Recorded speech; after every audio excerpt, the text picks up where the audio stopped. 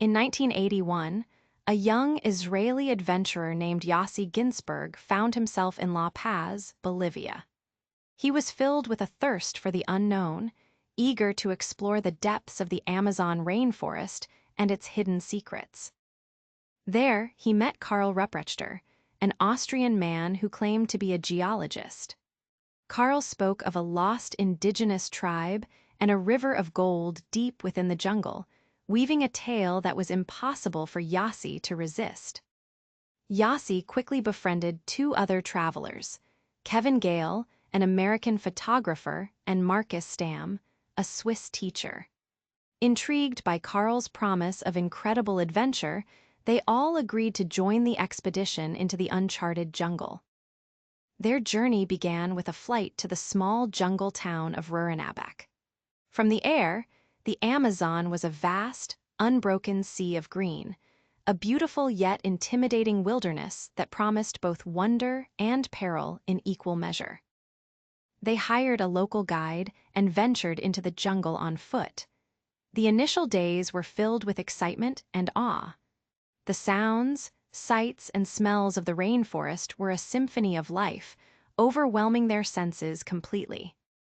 However, their supplies began to dwindle much faster than anticipated.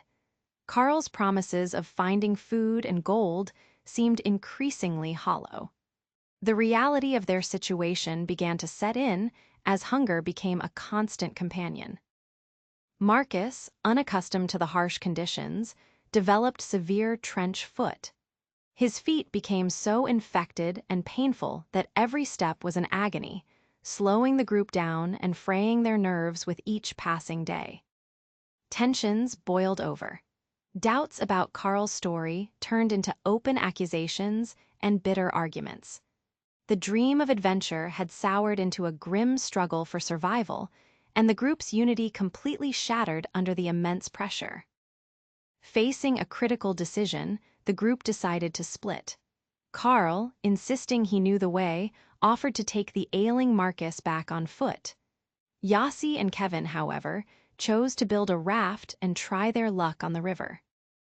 Yossi and Kevin watched as Karl and Marcus walked away, disappearing into the dense green wall of the jungle. It was the last time anyone would ever see them again. Their ultimate fate remains a complete mystery.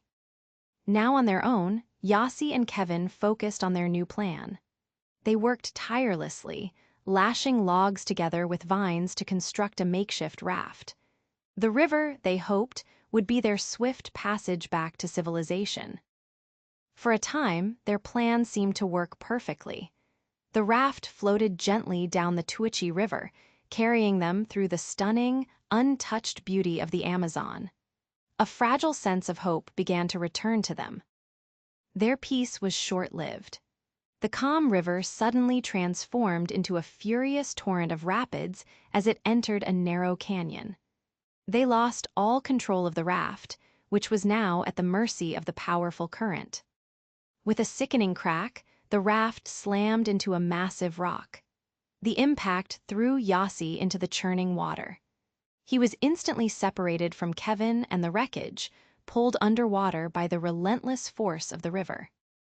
He fought for his life, tumbling over and over in the violent rapids. After what felt like an eternity, he was washed ashore, miles downstream. He was bruised, battered, and utterly, terrifyingly alone in the heart of the jungle.